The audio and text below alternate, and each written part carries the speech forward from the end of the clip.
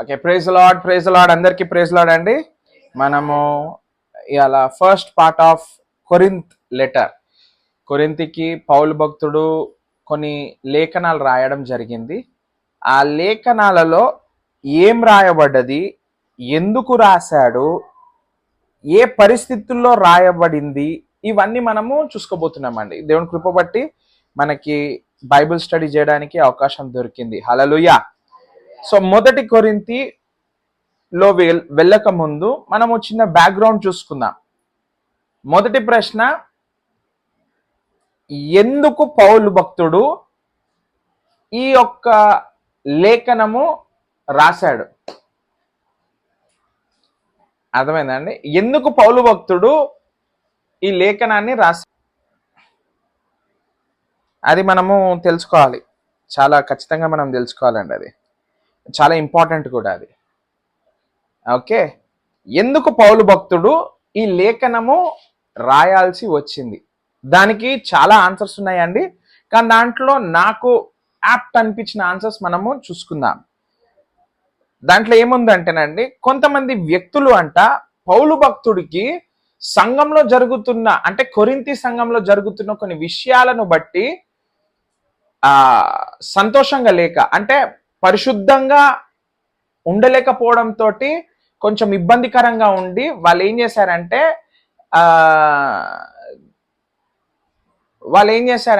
కొరింథీ సంఘానికి, కొరింథీ గురించి పౌలు భక్తుడికి లేఖనం రాస్తే దానికి ప్రతి ఉత్తరంగా, అంటే ఉత్తరం ఇస్తూ, అడిగబడిన క్వశ్చన్స్ కి ఆన్సర్ ఇస్తూ పౌలు భక్తుడు కొరింథీ లెటర్లు రాయబడింది. నమ్మడానికి వస్తుంది ఏంటంటే, యాక్చువల్గా కొరింథీ లెటర్లు 4 రాయబడ్డాయంట. దాంట్లో మనకి ఉన్నాయే 2. ఓకే, సో దాని గురించి కొంచెము డిబేటబుల్ అదంతా, కానీ దేవుని కృప బట్టి మనకు వచ్చింది 2 లేఖనాలు. కాబట్టి మనం ఆ 2 లేఖనాల నుంచే మనము దేవుడు మనకి ఏం నేర్పియబోతుందో మనం అది చూసుకుందాం. ఓకే, కొరింథీ యొక్క ఎస్టాబ్లిష్మెంట్ చూసుకుంటేనండి, కొరింథీ ఎక్కడుండే అంటే గ్రీసు దేశంలోని భాగముగా ఉండేనంట. హల్లెలూయా. అయితే ఇప్పుడు ఈ కొరింథ్ కంట అండి, ఈస్ట్కి ఒకటి వెస్ట్కి ఒక సీ పోర్ట్ ఉండే. ఏముండే అండి? See port. అంటే మనకి వైజాగ్ హార్బర్ ఎట్లనో అట్లా 2 హార్బర్స్ ఉండే అంట, వెస్ట్లో ఒకటి, ఈస్ట్లో ఒకటి. అయితే ఇప్పుడు ఈ కొరింథీ ఎక్కడైతే ఉందో అక్కడంట అండి చాలా మంది హై స్టేటస్ పీపుల్ ఉండేవాళ్ళంట. అంటే దాంట్లో చాలా మంది ఏంటంటే చాలా మంది అక్కడ చదువుకి బాగా ప్రామినెన్స్ ఇచ్చేవాళ్ళు. ప్లాటో, తర్వాత ఇట్లా బాగా థింకర్స్ ఉంటారు చూడండి, మనకి కొన్ని విషయాల గురించి చెప్పడం జరిగిందో ఆ థింకర్స్, ఆ చదువు వచ్చిన వాళ్ళకి ఎక్కువ ప్రాముఖ్యత ఉండే అంట. చదువే కాదు, కొరింథ్ దేశంలో అంట అండి, కొరింథ్ ఎక్కడైతే ఉందో అక్కడ అంట గోల్డ్కు కానీ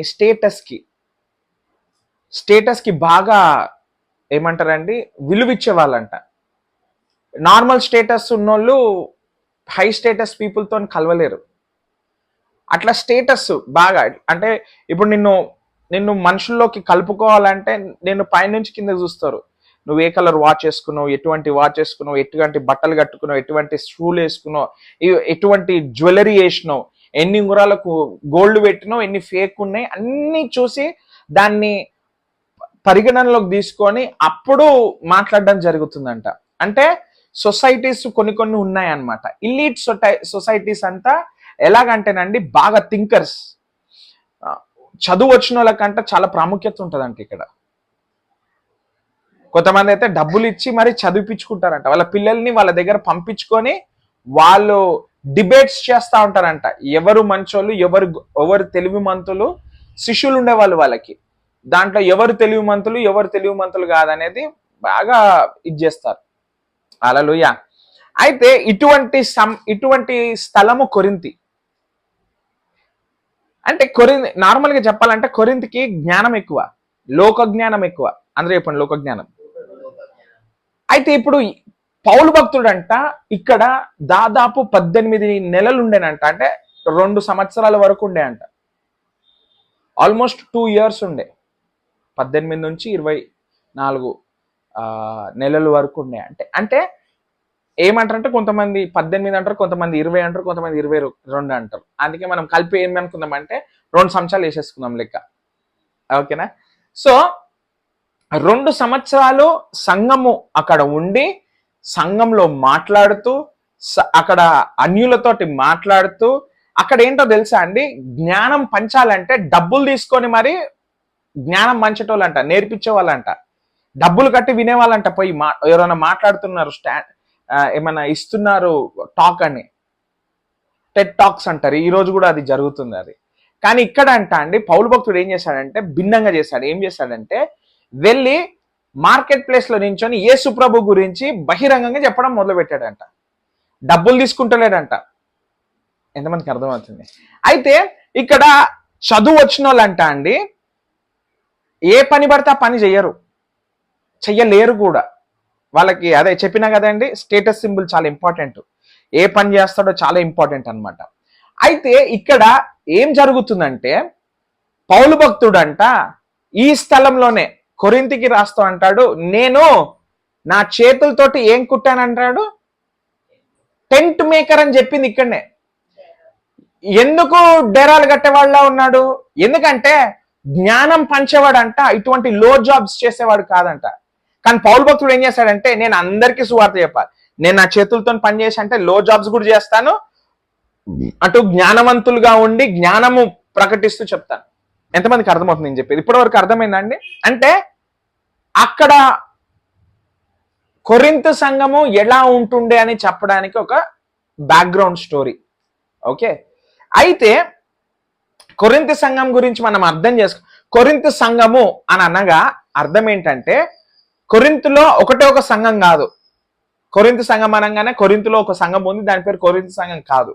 కొరింథులో ఎన్నో సంఘాలు ఉన్నాయి. ఇప్పుడు హైదరాబాద్ సంఘం అంటే మనం జనరల్ గా హైదరాబాద్ లో ఉన్న అన్ని సంఘాలను కలుపుకొని హైదరాబాద్ సంఘం అంటాం. మీకు అర్థమవుతుందండి? అట్లా కొరింథులో ఒకటి కాదు, ఒక 5, 10, 20 ఎన్నున్నాయో తెలియదు కానీ సంఘాలు ఉండే అంట. వాటన్నిటిని కలుపుకొని పౌలు భక్తుడు కొరింథీ సంఘము అని అంటున్నాడు. అర్థమవుతుందండి? కొరింథ్ అనేది చాలా పెద్దది స్థలము. దాంట్లో ఒక్క సంఘం కాదు, అనేక సంఘాలు ఉన్నాయి. అనేక సంఘాలని అనేకులు నడిపిస్తా ఉన్నారు. ఆ సంఘాలకి రాస్తూ కొన్ని విషయాలు చెప్తూ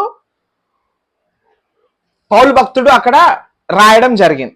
ఇది అర్థమైంది కదా? సో ఇంకొకటి అర్థం చేసుకోవాలి ఏంటంటే కొరింథీ సంఘము అనగా ఒకటి కాదు, a group of churches together is called Corinth church. అర్థమవుతుందా అండి? Okay, right. ఇప్పుడు కొరింథీ సంఘంలో జరుగుతున్న విషయాలు ఏంటి, దాని గురించి పౌలు భక్తుడు ఏమి రాస్తున్నాడు అనేది మనము క్లియర్ కట్ గా చూసుకోవాలండి. ఎందుకంటే అనేక విషయాల గురించి ఇక్కడ క్వశ్చన్స్ అడిగారు. ఆ క్వశ్చన్స్ కి ఆన్సర్స్ 16 అధ్యాయాలు మొదటి కొరింథీలో ఉన్నది. ఆ 16 అధ్యాయాలలో ప్రతి ఒక్క ప్రాబ్లం కి ఆన్సర్ ఇస్తూ వచ్చాడంట. వాట్ ఆర్ ద కొన్ని ప్రాబ్లమ్స్ ఏంటి అనేది మనం చూసుకుందాం. సంఘంలోనే కాదు బయట కూడా వచ్చినప్పుడు ఒక క్రైస్తవుడి యొక్క జీవితం ఎలా ఉండాలో మాట్లాడిండు. ఓకే, తర్వాత దొంగ దేవుళ్ళను వెంబడించొద్దు అని కల్ట్ గురించి మాట్లాడాడు. తర్వాత ఇమ్మోరాలిటీ, సంఘంలో అంట అండి ఇమ్మోరాలిటీ పెరిగిపోయింది, దాని గురించి. ఇమ్మోరాలిటీ అంటే ఐడియా ఉంది అందరికీ? ఇమ్మోరాలిటీ అంటే ఏంటో తెలుసా అండి?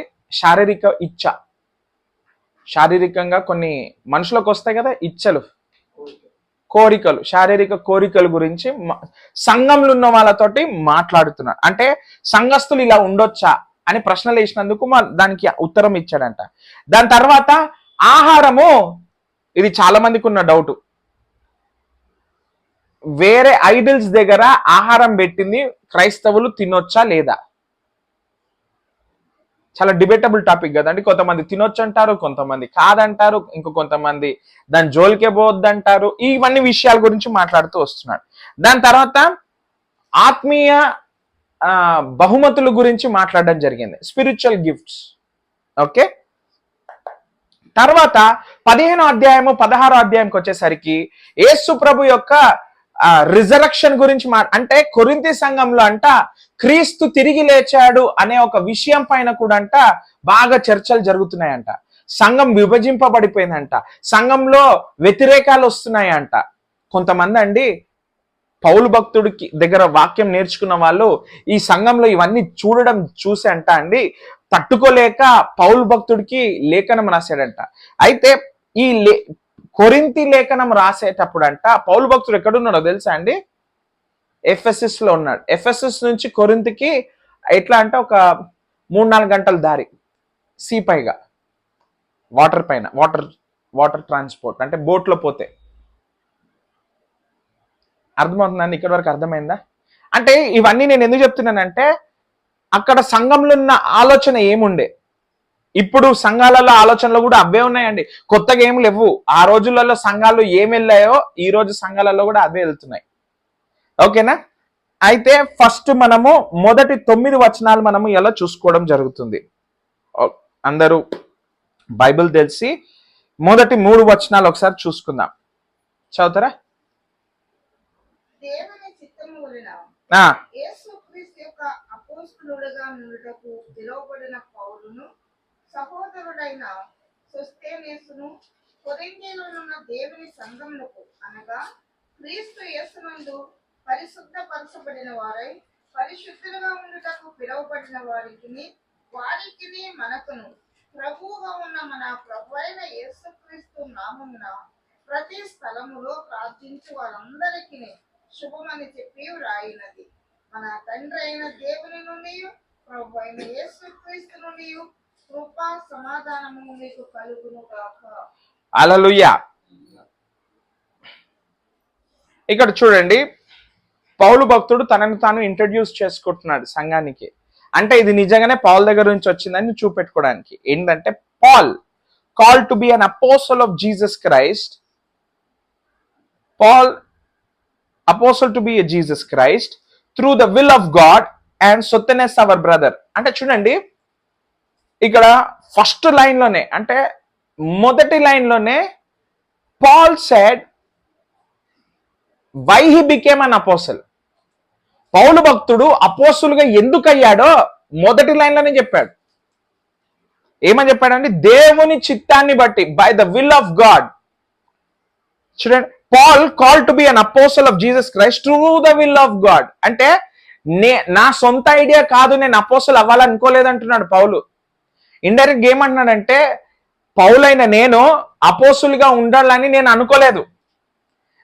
ఆయన జీవితంలో ఏమనుకున్నావు తెలుసా అండి? ఆయన అనుకున్నదల్లా ఒకటే, క్రైస్తవులు అనే వాళ్ళను బతకనివ్వకూడదు. ఆయన అజెండా అది ఉండే, అవునా? కానీ ఇక్కడ చూడండి పౌలు భక్తుడు ఆయన ఏం చెప్తున్నాడు? పాల్ ఇస్ అంటే అమేజింగ్ ఒరియేటర్ అండి. అంటే ఆయన మాట్లాడితే ఎదుటోడు మాటలు ఆడలేడు ఆయనకు అగేన్స్ట్ గా, అంత గొప్ప జ్ఞానవంతుడు. ఏమంటున్నాడంటే పాల్ అయిన నేను అపోస్తులుగా అవ్వడానికి దేవుడిని యొక్క చిత్తం ఉండే నాలో అంటున్నాడు. అంటే ఈ రోజు నువ్వు జీవితంలో ఏమైనా కావాలి అంటే అది దేవుని చిత్తంలోనే నువ్వు అవ్వగలుగుతావు. మీకు అర్థమైంది లేదు? మనం కూడా పౌల్ లెక్క ఎన్నో ఆశలు పెట్టుకొని ఉంటాం. నేను ఇంజనీర్ అయితే, నేను డాక్టర్ అయితే, నేను స్పోర్ట్స్ పర్సన్ అయితే, నేను అదైతా, నేను పాస్టర్ అయితా, నేను పెద్ద సంఘం కడతా, నేను చిన్న సంఘం కడతా, నాకు ఊర్లలో సంఘాలు ఉండాలా, మనం ఎన్నో అనుకోవచ్చు. కానీ నువ్వు ఏం కావాలో దేవుని చిత్తంలోనే జరుగుతుందంట. అందుకే చూడండి ఆయన ఏమంటున్నాడంటే నేను అపోస్తులుగా కావడానికి కారణము నాది కాదు, దేవుడి చిత్తము.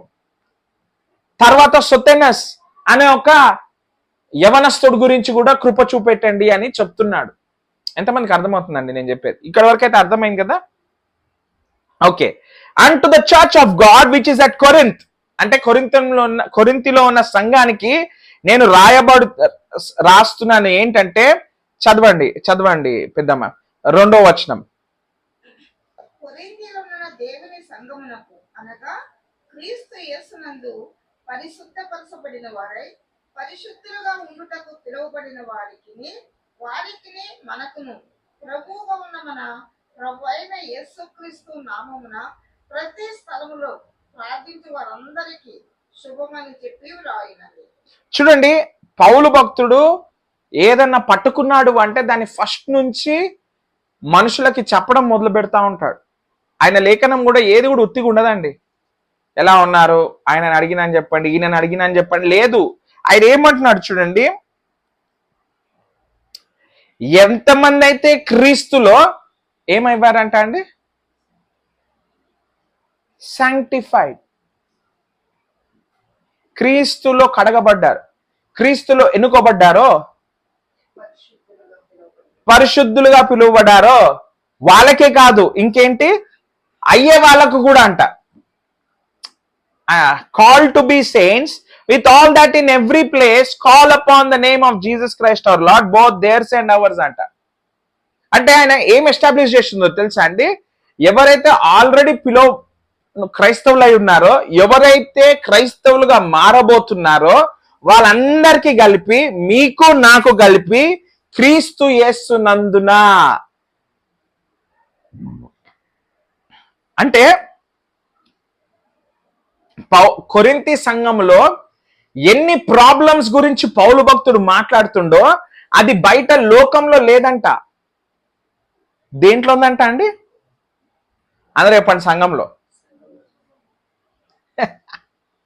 ఎన్నోసార్లు మనం బయటికి పోయి మనుషులను మార్చాలని చూస్తాం కదండి. బయట ఉన్న వ్యక్తులని మీరు మారండి, యేసు ప్రభు.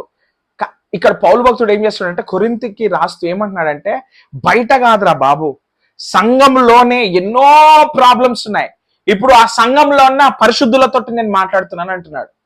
అక్కడ గొడవ ఏంటో తెలుసా అండి, ఎవరు పరిశుద్ధుడు అని కొట్లాడుకుంటారు. తప్పులు చేసిన వాడు అంటున్నాడు నేను పరిశుద్ధుడిని అంటున్నాడు.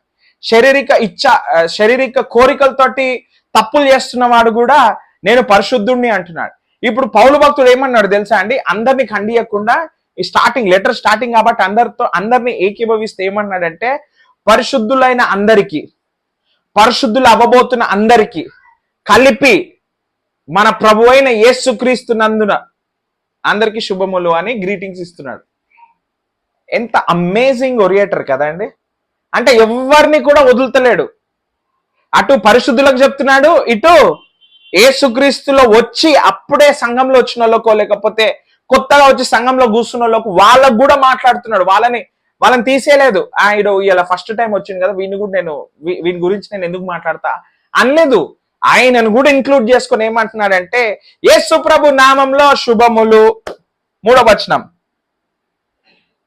మన తండ్రి అయిన దేవుని నుండి ప్రభు అయిన యేసుక్రీస్తు నుండి కృపా సమాధానములు మీకు కలుగునుగాక. చూడండి, కృపా సమాధానము.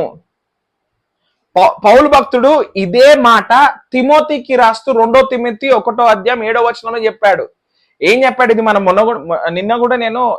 మొన్న అనుకుంటా వాక్యం చెప్తూ అన్నాను. పరిశుద్ధాత్మ మనలోకి వచ్చినప్పుడు అంట మనకి ఏమేమి ఇచ్చాడంట అండి?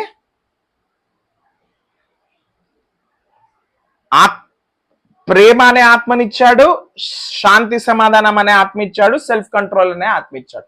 ప్రేమ, శక్తి, ప్రేమ, శాంతి సమాధానం, ఇది ఇచ్చాడు నీకు అని ఎవరికి? తిమోతికి రాస్తూ మాట్లాడుతున్నాడు. ఇప్పుడు తిమోతికి ఏదైతే రాశాడో అదే కొరింథీ సంఘానికి కూడా రాస్తున్నాడు. ఏమంటున్నాడు? కృపా సమాధానం మీకు కలుగును గాక. అంటే ఏమంటున్నాడంటే, చాలా మందికి అనేకమైన ప్రశ్నలు ఉన్నాయి.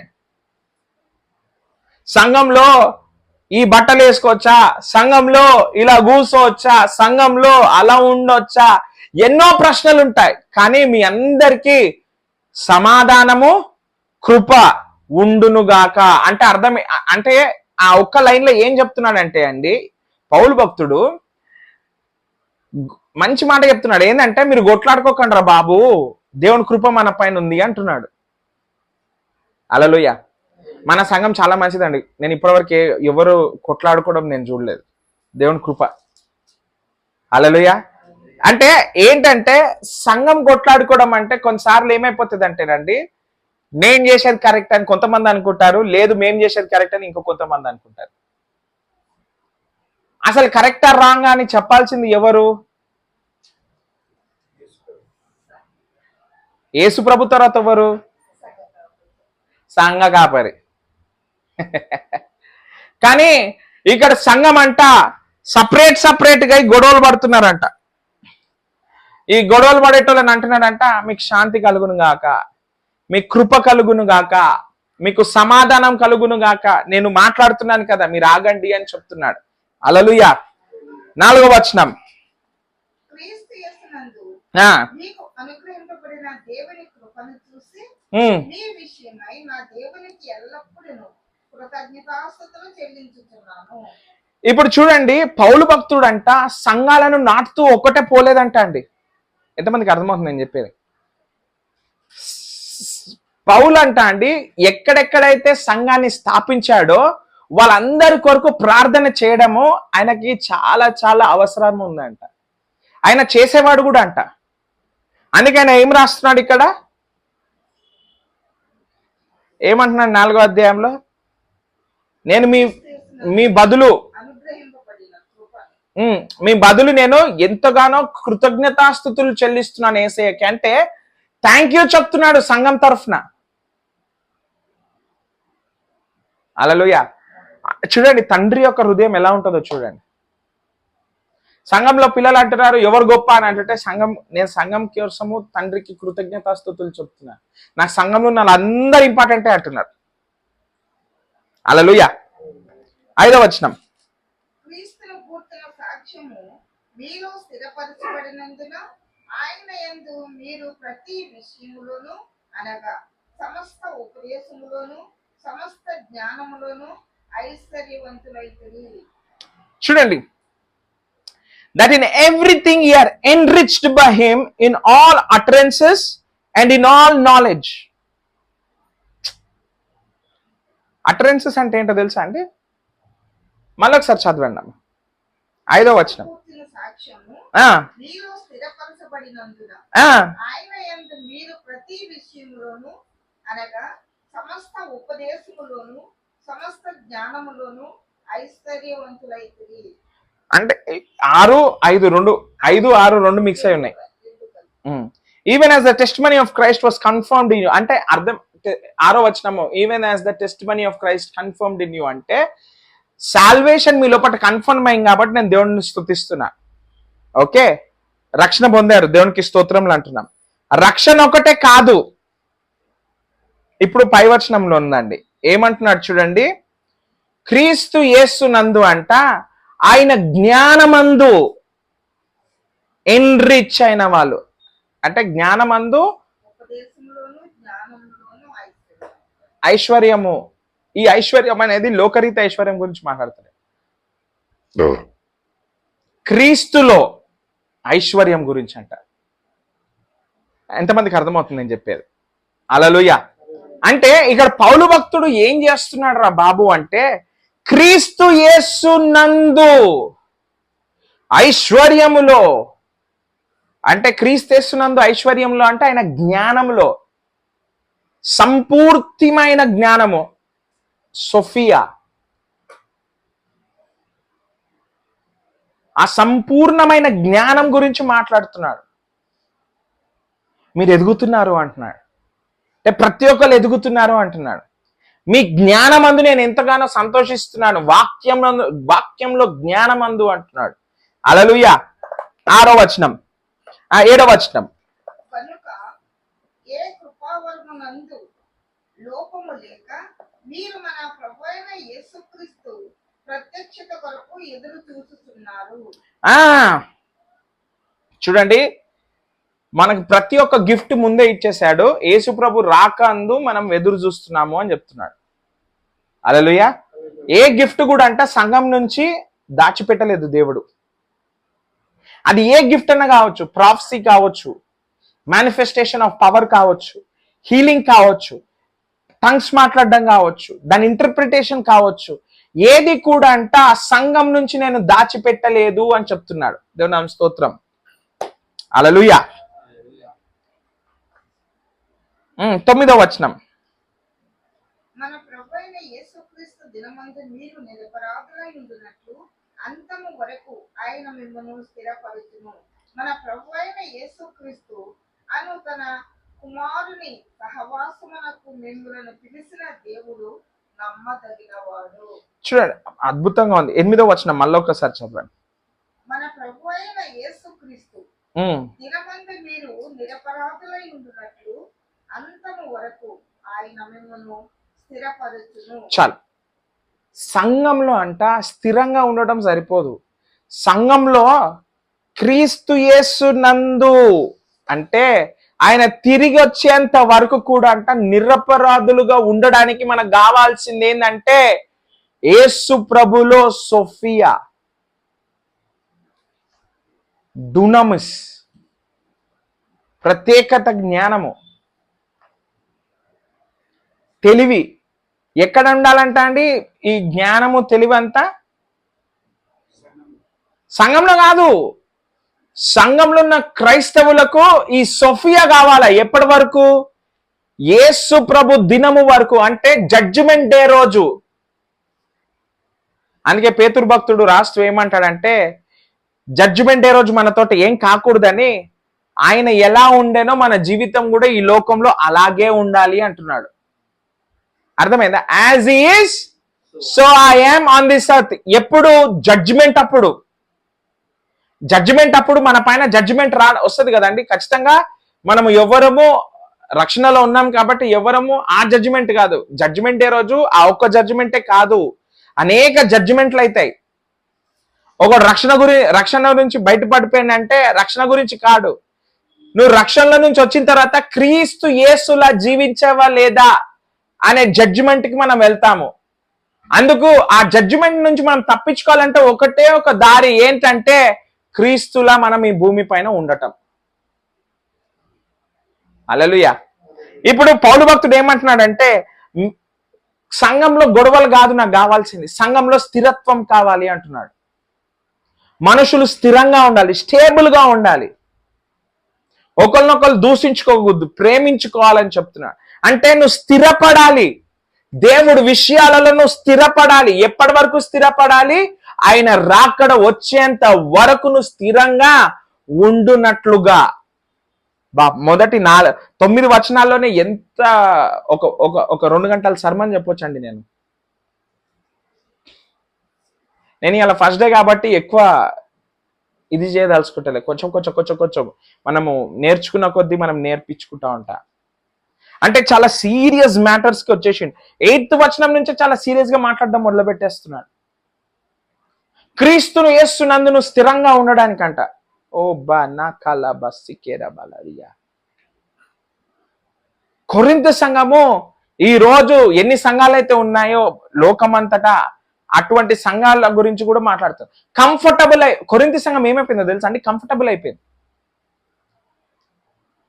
విత్తనం విత్తే వాళ్ళు విత్తనం విత్తుతున్నారు, సంఘం కట్టే వాళ్ళు సంఘం కడుతున్నారు, ఏసీలు ఉన్నాయి, అన్ని ఉన్నాయి, మంచిగా ఉన్నారు. కాఫీలు, టీలు, బర్గర్లు, యూత్ మీటింగ్లు, ఆ మీటింగ్లు అని. కానీ వాళ్ళకి ఏం లేదంట తెలుసా అండి? క్రీస్తు యేసునందు స్థిరత్వం లేదంట. ఒకళ్ళనొకళ్ళు ఓపికతోటి భరించుకుంటలేరంట. ఇవన్నీ అంటే కొన్ని విషయాల గురించి మాట్లాడుతూ అంటున్నాడు. అందుకే దానికి ఫౌండేషన్ 8వ వచనం నుంచి స్టార్ట్ అయిపోయింది. ఇప్పుడు 9వ వచనం. మన ప్రభువైన యేసుక్రీస్తు అను తన కుమారుని సహవాసమునకు మిమ్ములను పిలిచిన దేవుడు నమ్మదగినవాడు. దేనికి పిలిచాడంట? చెప్పండి, దేనికి పిలిచాడు? మనల్ని రక్షణలో పిలిచింది ఏదో రక్షణలోకి వచ్చిన అంటే వచ్చిన యేసు ప్రభు దేవుడు నమ్ముతున్నా ఆ ఒక్కదానికే కాదు. దేనికి పిలిచాడంట మనల్ని? ఆయనతో పాటు సహవాసం. అందరూ చెప్పండి, ఫెలోషిప్, సహవాసము. సహవాసం అంటే ఏంటో తెలుసా అండి? ఇప్పుడు నేను నోవా అప్పుడప్పుడు నోవా జాషువా మా ఇంటికి వస్తాడు. వచ్చినప్పుడు వాళ్ళని హాల్లో కూర్చోబెట్టి నేను లోపల కూర్చున్నాను అనుకోండి, అది సహవాసం కాదు. సహవాసం అంటే వాళ్ళ ఇంట్లో వచ్చి కూర్చుంటే వాళ్ళతో పాటు కూర్చోవడం, వాళ్ళతో మాట్లాడడం, నీకేమొచ్చు, ఏం రాదు, ఎలా ఉండాలి, ఎలా చేయాలి, ఇన్స్ట్రుమెంట్స్ నేర్చుకుంటున్నావా, కెమెరా ఫోటోలు మంచిగా తీస్తున్నావా, ఎడిటింగ్లు బాగా నేర్చుకుంటున్నావా, ఏమైనా ప్రాబ్లమ్స్ ఉన్నాయా, ఏం లేకపోతే మన అందరం కలిసి బయటకు పోయి తిందామా, ఎంజాయ్ చేద్దామా, తిరిగేసి వద్దామా? ఫెలోషిప్ అంటే అవి అండి. కుటుంబంగా ఫెలోషిప్ చేస్తాం కదా, తంబోలా ఆడతాము, కలిసి ఉంటాము, ఆడుకుంటాము. బ్రదర్స్ అందరూ, కజిన్స్ అందరు కలిస్తే ఆడుతూ ఉంటారు, ఆటపాటలతో ఉంటారు. గేమ్స్, క్రికెట్ అని, అవ్వని ఇవని అనేకమైనవి మనం చేస్తాం. అవునా కాదా అండి? Praise the Lord. ఈ అనేకమైన విషయాలంట దానికి ఒక పేరు ఉంది. దానిది ఏం పేరు అంటే ఫెలోషిప్, సహవాసము. హల్లెలూయా. ఈ సహవాసము ఎవరి దగ్గర రావాలా, ఎవరికి ఉండాలంట అండి? చెప్పండి. నాకు, మనకి, మన సంఘానికి. చూడండి, క్రీస్తుతోటి సహవాసము కరెక్ట్ గా లేకపోతే సంఘంలో ఉన్న ఇతరులతోటి మన సహవాసం కరెక్ట్ గా ఉండదు. మళ్ళా చెప్తాను, గుర్తు మీరు అర్థం చేసుకోలేదు. క్రీస్తు మనల్ని ఎందుకు పిలిచాడంట? సహవాసం చేయడానికి. క్రీస్తుతో సహవాసము సరిగ్గా లేకపోతేనంట సంఘంలో ఇతరులతో పాటు మనకి సహవాసం అసలు కుదరదంట. అంటే అప్పుడు ఏమైపోతుంది తెలుసా అండి? వచ్చిర్రా, వాళ్ళు వస్తే మేము సైలెంట్ అయిపోతాం, మేము పక్కకి వెళ్ళిపోం, మేము ఎవరితో మాట్లాడడం. మీకు అర్థమవుతుందా అండి? అంటే పడకపోవడం, ఒకరికొకరికి పడకపోవడం. ఈ సంఘంలో ఇవన్నీ ఉండకూడదు అంటున్నాడు. క్రీస్తుతోటి నువ్వు ఎలా సహవాసం చేస్తావో, చర్చ్ అనేది క్రీస్తు శరీరము. అవునా కాదా? ఇప్పుడు ఎఫెసీ 5:30 ప్రకారము మనము ఎవరి భాగమై ఉన్నాము? శరీర భాగమై ఉన్నాం. అట్లాంటప్పుడు క్రీస్తులో శరీర భాగమైన మనము వేరే భాగాలతోటి గొడవ పడొద్దు, నాకు నువ్వంటే పడదని. అట్లుంటుందా అండి? నాకు ముక్కు అంటే పడదు, అది వచ్చిందంటే ఫంక్షన్కి నేను రాను. నాకు చెవులు అంటే పడవు, చెవులు వచ్చినాయంటే నేను అస్సలు మాట్లాడా, నేను నా నోరు మూసుకొని కూర్చుంటా, నేను ముఖం తిప్పేసుకుంటా, నేను వాళ్ళకు నాకు సంబంధమే లేదు. ఇలా ఉంటాయా అండి? లేదు. ఎంతమందికి అర్థమవుతుందని చెప్పేది? అంటే నీది క్రీస్తుతో ఉన్న సహవాసం అంట స్ప్రెడ్ అవుతుందంట సంఘంలో కూడా. అందుకే సంఘాన్ని దేంతో పోలుస్తున్నారంట? క్రీస్తు యొక్క శరీరంతో. ఎందుకంటే క్రీస్తు శరీరంలో ఏం లేదంట అండి? గొడవలు ఉండవు, లోపాలు ఉండవు, ఒకరితోనొకరు వడవండవు, ఐక్యమత్యమే ఉంటుంది. ఇంకో విషయం ఏంటో తెలుసా అండి?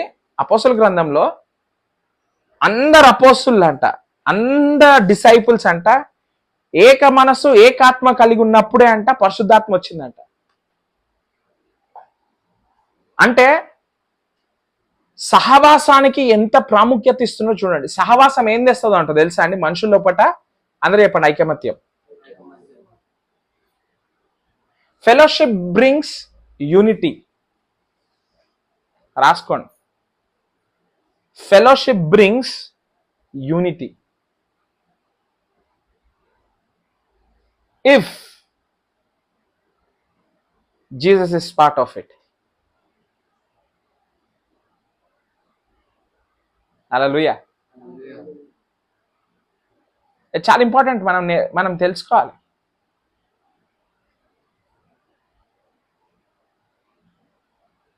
అందుకే ఆయన శరీరంలో ఏ భేదం లేదు, ఒకడు గొప్ప ఒకడు తక్కువ అనేది లేదు. ఎంతమందికి అర్థమవుతుందండి? 10 లక్షలు ఇచ్చినోడు ఒకటే కుర్చీలో కూర్చుంటాడు, అసలు ఏమి ఇయ్యనోడు కూడా పక్కకే కూర్చుంటాడు. ఎంతమందికి అర్థమవుతుందండి? అఫ్ కోర్స్ పార్ట్నర్స్ కి సపరేట్ చైర్లు ఉంటాయి. అయ్యగారికి తోటి పార్ట్నర్షిప్ చేసి సంఘానికి అభివృద్ధి కోసం చేసిన వాళ్ళకి సపరేట్ గా ఒక కుర్చీ వేస్తారేమో, కానీ సపరేట్ కుర్చీకి నార్మల్ వ్యక్తి కూర్చుంటున్న కుర్చీకి తేడా ఏం లేదు, సేమే. క్రీస్తు శరీరంలో ఒక గొప్ప ఒకరు తక్కువ అని ఏం లేదు, అందరు ఒకటే. అందరూ చెప్పండి, అందరూ ఒకటే. కానీ మనము క్రీస్తులో ఆయన సంఘానికి ఎంత ఎక్కువ చేయాలి అనే ఒక ఆశ ఉంటుందో అంత ఎక్కువ బ్లెస్ అవుతామంట మనం. నేను ఒకటి చెప్తాను, అది యాక్చువల్గా దీనికి సంబంధించింది కాదు. కానీ చెప్పాలనుకుంటున్నాను. ఎంతమందికి పెద్ద పెద్ద ఇల్లులు కావాలి? ఎంతమందికి కార్లు కావాలి?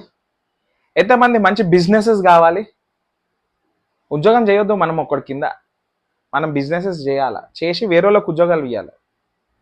ఎంతమంది కావాలని ఉంది? అట్లా ఉంది కదా అండి. ఎందుకు కావాలి? పెద్ద ఇల్లులు మనకు ఎందుకు కావాలి? పెద్ద కారు మనకు ఎందుకు కావాలి? టెస్టిఫై చేసుకోనికి. ఇంకా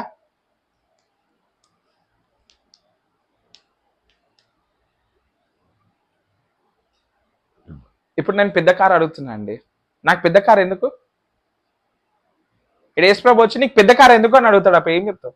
ఆన్సర్స్ అంటే యేసుప్రభుకి ఎటువంటి ఆన్సర్లు ఇవ్వాలంటే, సంఘం ఎదుగుదల కోసం నాకు ఇది కావాలి, నీకు మహిమ చెందడానికి నేను మంచి ఇంట్లో ఉండాలి, నీకు మహిమకరంగా ఉండడానికి నాకు బిజినెస్ ఉండాలి, నేను నీ రాజ్యంలో ఎక్కువ ధనం ఇవ్వడానికి నాకు బిజినెస్ లో ప్రాఫిట్స్ కావాలి అని అడిగితే అండి, దేవుడు నీకు ఏది కూడా లోటు చేయడంట. ఎందుకంటే మనం దేవుడు రాజ్యానికి ఉపయోగిస్తున్నాం కాబట్టి. చాలాసార్లు అందరినీ అంటూ ఉంటాను కదండి, మనం విశ్వాసం పైన బతకాలి, మనం కష్టపడి సంపాదించిందంతా దేవుడు రాజ్యంలో విత్తాలని. ఎందుకంటానంటే ఇందుకే. ఇక్కడ ఏమంటున్నాడు? అదే అంటున్నాడు కదండి, నీకు క్రీస్తు యొక్క మనసు రావాలంటున్నాడు.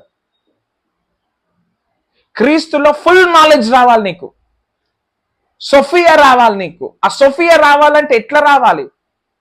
వాక్యం చదువుతున్నప్పుడు సంఘంలో ఐక్యమత్యంగా ఉండడం నేర్చుకోవాలి.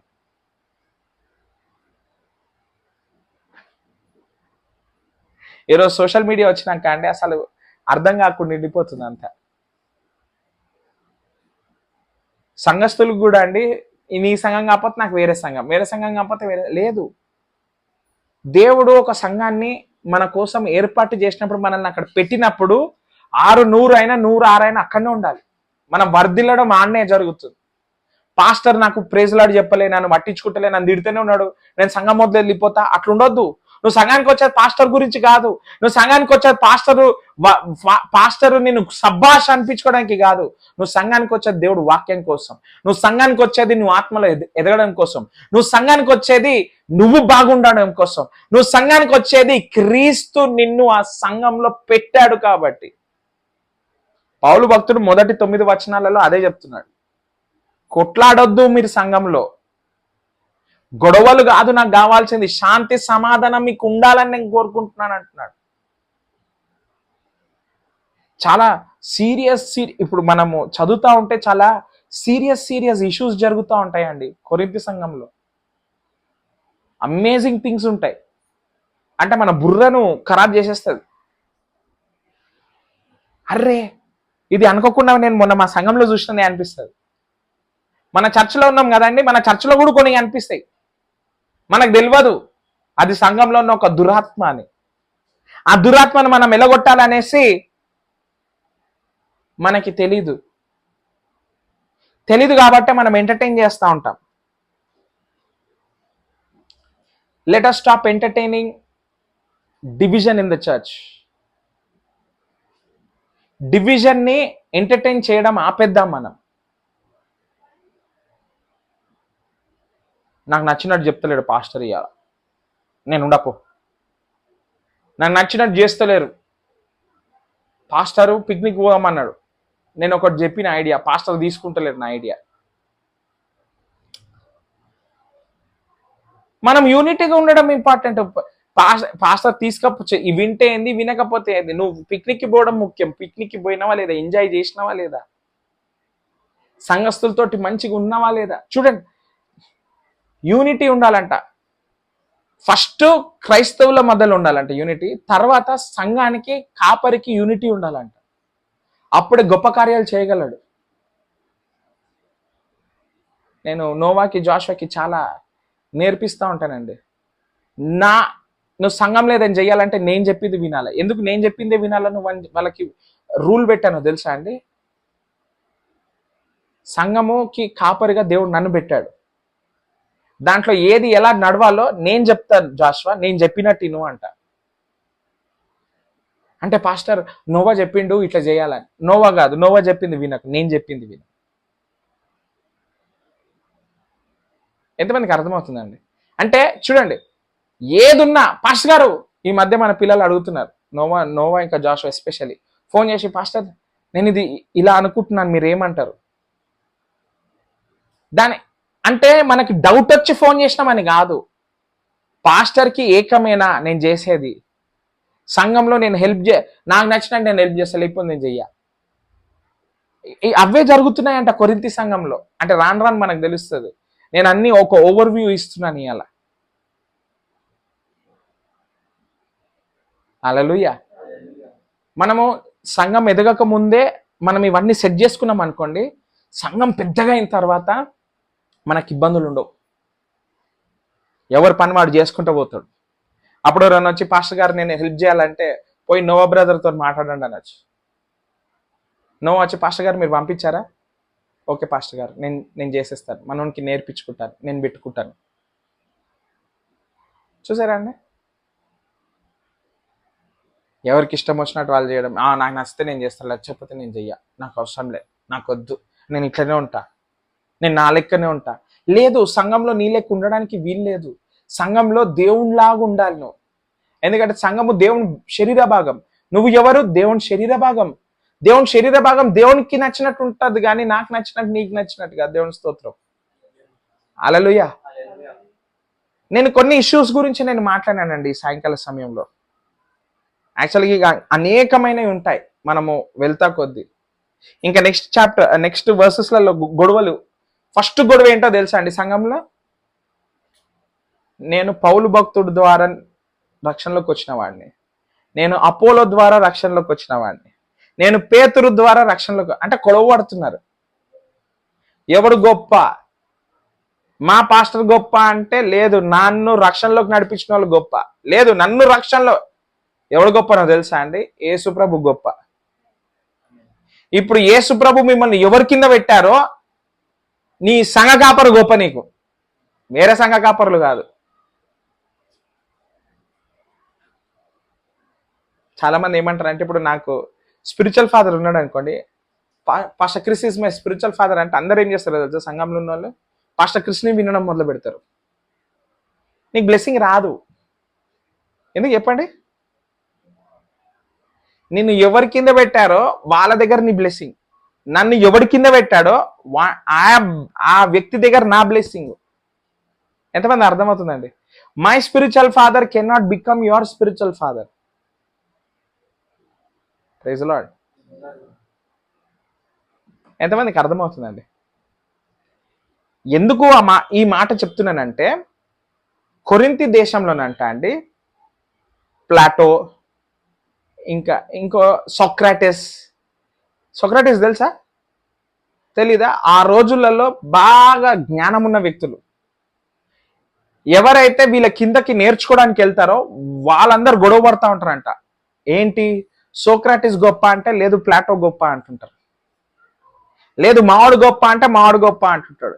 ఇప్పుడు అంటే జ్ఞానంలో ఒకరికి మించిన వాళ్ళు ఒకళ్ళు ఉండే అంట కొరింథీలో. ఇప్పుడు పౌలు భక్తుడు నడుచుకుంటూ కొరింథీకి వచ్చాడు. వచ్చి యేసుప్రభు అందరికన్నా గొప్పవాడు అంటున్నాడు. Praise the Lord. ఇప్పుడు కొరింథీలో ఉన్న మనుషులు ఎలాగైతే ప్లాటో గొప్ప, అరిస్టాటిల్ గొప్ప, అరిస్టోక్రాట్ గొప్ప, ఆలు గొప్ప, వీళ్ళు గొప్ప అని గొడవలు పడుతున్నారు, వీళ్ళందరూ సంఘంలోకి వచ్చేసినాక ఏమంటున్నారంటే, నేను పాలు ద్వారా నడిపించబడ్డా కాబట్టి పాలు గొప్ప అంటున్నాడు.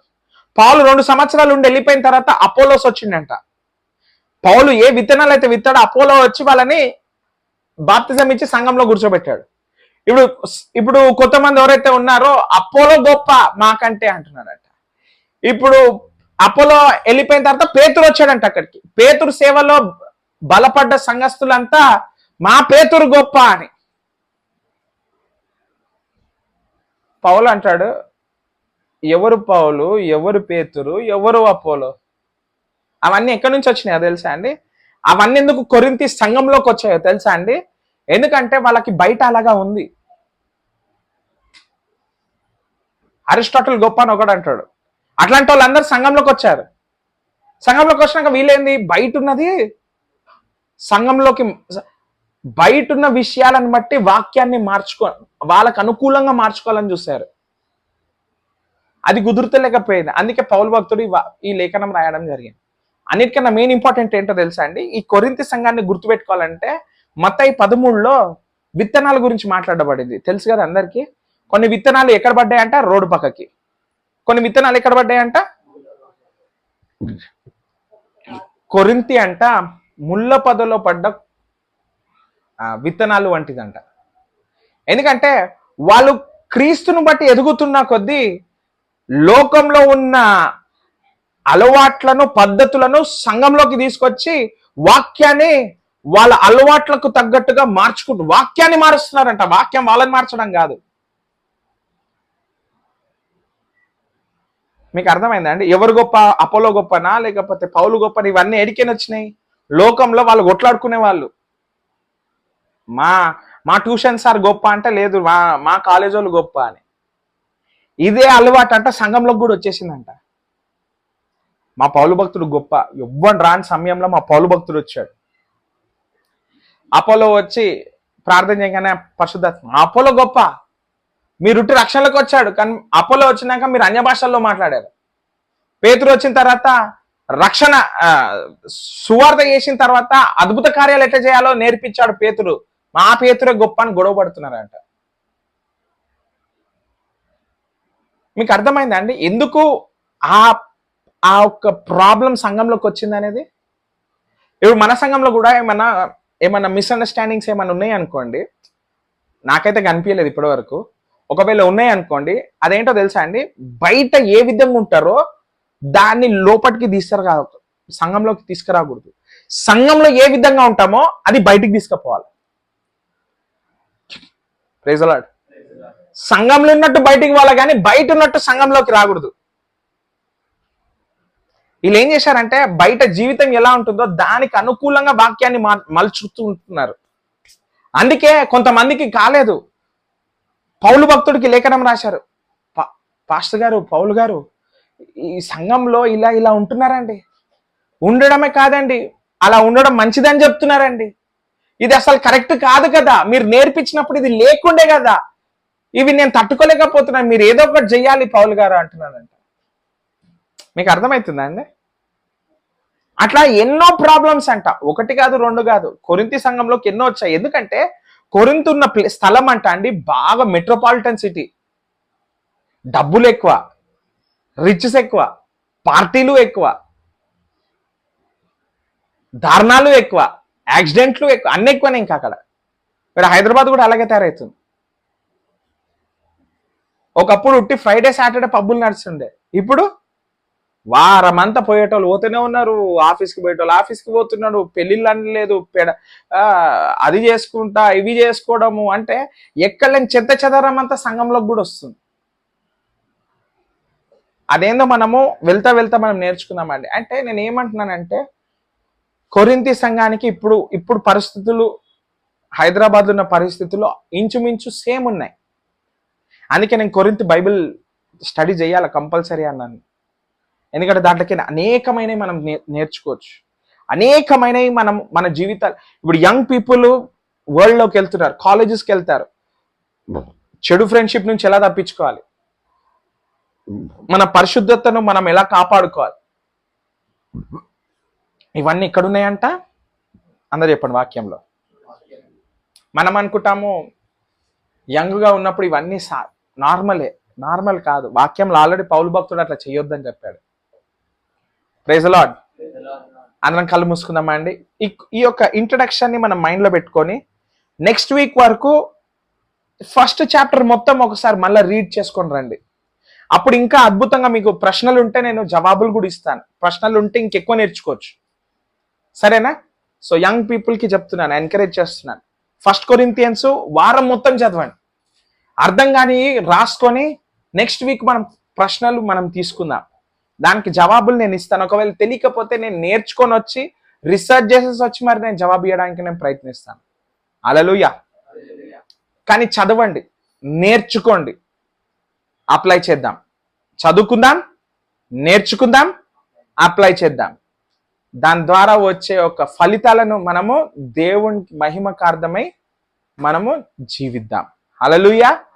అందరము కళ్ళు మూసుకున్నట్లయితే ప్రార్థన చేసుకున్నాం.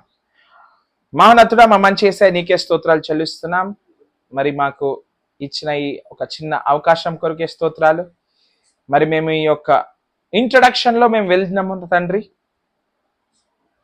మాతో మాట్లాడిన విధానంకే స్తోత్రాలు చెల్లిస్తున్నాం. అద్భుత రీతిగా మమ్మల్ని నడిపించండి, ఆశీర్వదించండి.